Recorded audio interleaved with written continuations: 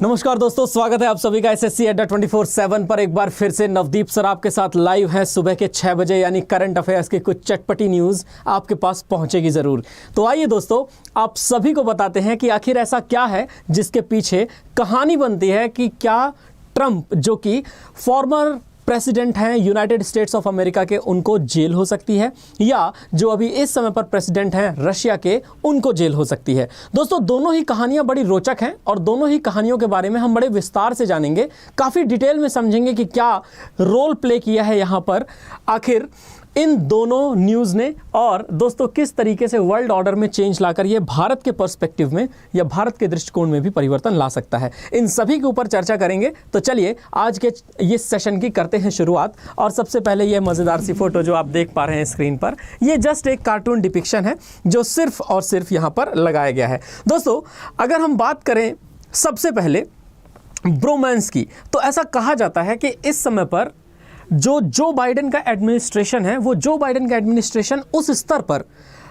America Russia को समझने के लिए तैयार नहीं है जिस स्तर पर डोनाल्ड ट्रंप समझा करते थे। और डोनाल्ड ट्रंप काफ़ी ओपनली बहुत सारी चीज़ों में रशिया का सपोर्ट भी करते थे।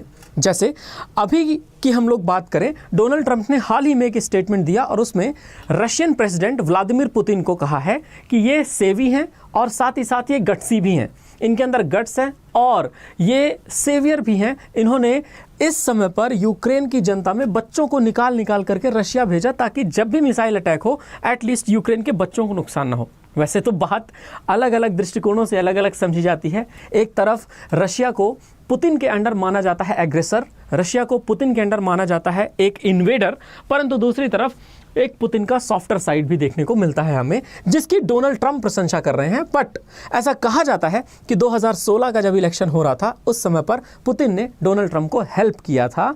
इस बात में कोई ऑथेंटिक सच्चाई हो ना हो, पर दोनों के बीच जो संबंध थे उसमें डोनाल्ड ट्रंप ने रशिया को बहुत अच्छे से समझा। डोनाल्ड ट्रंप ने पहली बार यह कहा कि रशिया हमारा कोई एनिमी नहीं है, हाँ रशिया हमारा कॉम्पिटिटर हो सकता है, क्योंकि डिफेंस मार्केट इतना तगड़ा है कि अगर अमेरिका भी कुछ बेचना चाहता है एज अ डिफेंस इक्विपमेंट तो रशिया भी स्वाभाविक सी बात है उसका एक अल्टरनेटिव लेकर के खड़ा हुआ है। यानी कि जितने भी रशियन इक्विपमेंट होंगे उनका अमेरिकन काउंटर पार्ट और जितने भी अमेरिकन इक्विपमेंट होंगे उनका एक रशियन अल्टरनेटिव, ये दोनों मार्केट में मौजूद हैं। इसकी तो कोई गुंजाइश ही नहीं है कि दोनों देशों के बीच कोई एनिमिटी है, वो भी इतने बड़े स्तर पर, जिस बड़े स्तर पर इस समय के एडमिनिस्ट्रेशन ऑफ अमेरिका में और रशियन प्रेसिडेंट व्लादिमीर पुतिन के बीच दिखती है। लेकिन दोस्तों, इस कहानी को अगर मैं थोड़ा सा और आगे ले जाऊं तो आपको ये समझ में आएगा कि सबसे पहले डोनाल्ड ट्रंप साहब की बात आती है। Trump claims he will be arrested on Tuesday in New York criminal case. अब दोस्तों, ये केस क्या है? ऐसा कहते हैं कि ट्रंप साहब की एक गर्लफ्रेंड हुआ करती थी और दोस्तों उस गर्लफ्रेंड का नाम था एस डेनियल्स। एस डेनियल्स से इनका अफेयर था, तो इन्होंने $1,30,000 उस लड़की को मात्र चुप रहने के लिए दिए, क्योंकि जब चुनाव हो रहे हों उस समय यदि सुर्खियों में ऐसी कोई न्यूज़ आ गई तो इससे अमेरिका की छवि को नुकसान पहुंचेगा, डोनाल्ड ट्रंप को नुकसान पहुंचेगा और साथ ही साथ उनकी व्यक्तिगत जो रिपब्लिकन पार्टी की छवि है वो पूरी की पूरी धूमिल हो जाएगी।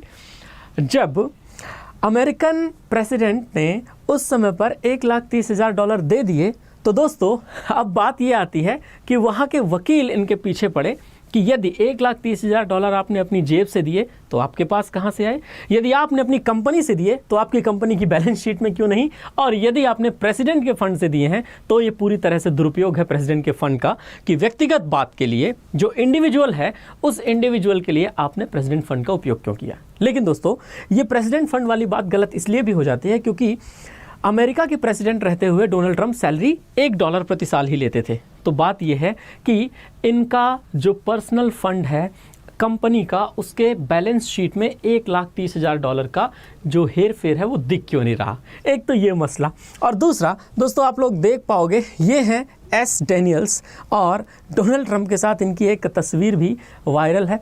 और दोस्तों एक बात ये भी कही जाती है कि ये भले ही डोनाल्ड ट्रंप की गर्लफ्रेंड रही हों, ये अडल्ट स्टार हैं, अडल्ट फिल्मों की स्टार हैं वो अमेरिका में। खैर, ये कहानी क्या है क्या नहीं है ये तो डोनाल्ड ट्रंप के बारे में है, और इसी वजह से डोनाल्ड ट्रंप का एक ये अपनी तरफ से पोस्ट सामने आया कि he will be arrested on Tuesday in New York criminal case, यानी कि कल जो कि ट्यूसडे आने वाला है, जब आज मैं रिकॉर्ड कर रहा हूँ मंडे के दिन, यानी कि आज के दिन ये गिरफ्तारी हो सकती है। एनीवेज, ये मुद्दा अगर हम थोड़ी और आगे की तरफ ले जाएं तो वाई व्लादिमीर पुतिन को क्यों अरेस्ट करने की बात कही जा रही है। दोस्तों, व्लादिमीर पुतिन अरेस्ट रशिया में नहीं होंगे। व्लादिमीर पुतिन के अगेंस्ट इंटरनेशनल क्रिमिनल कोर्ट ने बहुत सारे आरोप लगाए हैं। आईसीसी का मतलब इंटरनेशनल क्रिकेट काउंसिल से नहीं है दोस्तों, इंटरनेशनल क्रिमिनल कोर्ट से है।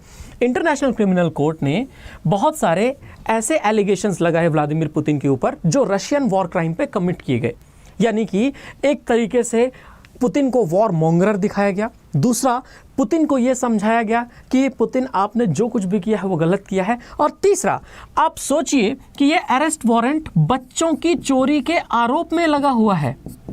अब आप सोच रहे होंगे कि बच्चों की चोरी किस तरीके से की होगी व्लादिमीर पुतिन साहब ने।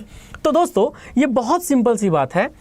हुआ क्या है कि जब रशियन मिसाइल्स ने अटैक करना शुरू किया यूक्रेनियन हिस्से को, तो उस समय पर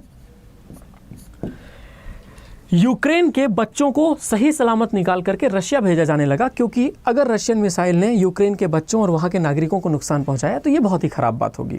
वो बात अलग है कि रशिया की अपनी कुछ महत्वाकांक्षाएं हैं, जिन महत्वाकांक्षाओं के सामने यूक्रेन सरेंडर नहीं कर रहा, और रशिया और यूक्रेन का एक विवाद लंबे समय से चल रहा है। परंतु बात ये भी है दोस्तों कि रशिया की ये दरियादिली कि उसने वहाँ के सिविलियंस को टारगेट नहीं कर रखा। अब बात यह है कि अगर इंटरनेशनल क्रिमिनल कोर्ट ने पुतिन को एक अपराधी करार दिया, तो इसका मतलब जो जो कंट्रीज इंटरनेशनल क्रिमिनल कोर्ट को मानते होंगे उन कंट्रीज में जाने पर पुतिन को सीधे अरेस्ट किया जा सकता है।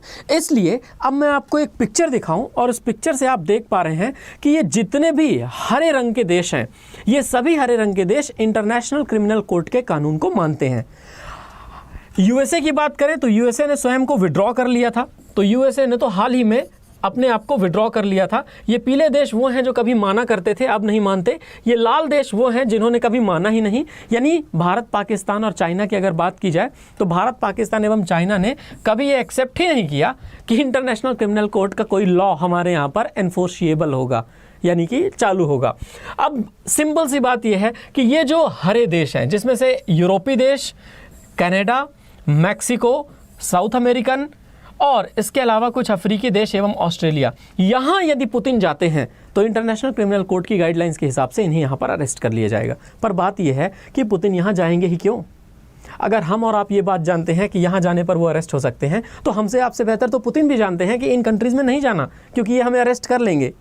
इंटरनेशनल क्रिमिनल कोर्ट की बात मानो या ना मानो, लेकिन इन कंट्रीज़ में विजिट तो बिल्कुल नहीं करना है। दोस्तों, ये दोनों न्यूज़ आपको सुन करके बड़ा मज़ा आया होगा। वैसे ये न्यूज़ है तो आजकल इंटरनेशनल मार्केट में, पर दोस्तों भारत के ऊपर इसका क्या प्रभाव पड़ेगा? देखिए, एक बहुत सिंपल सी बात है कि भारत के ऊपर प्रभाव पड़ता है। भारत को दोनों देशों के साथ अपने रिश्ते देखने हैं। भारत को ये समझना है आने वाले समय पर जो भी डिफेंस डील्स हमारी अमेरिका के साथ और रशिया के साथ हैं, ये दोनों डिफेंस डील्स ख़राब नहीं होने चाहिए, और दोनों देशों के साथ हमारे संबंध वैसे ही होने चाहिए जैसे हमेशा से रहे हैं। तो ये फॉरेन डिप्लोमेसी की बात होगी कि फॉरेन डिप्लोमेसी उसे कितना बेहतर तरीके से हैंडल करती है। एनीवेज दोस्तों, आप अड्डा 24/7 पर कोई भी कोर्स परचेज करना चाहते हैं तो यूज़ कीजिए कोड Y263, और कोई भी बुक या टेस्ट सीरीज़ लेना चाहते हैं तो यूज़ कीजिए कोड Y263S।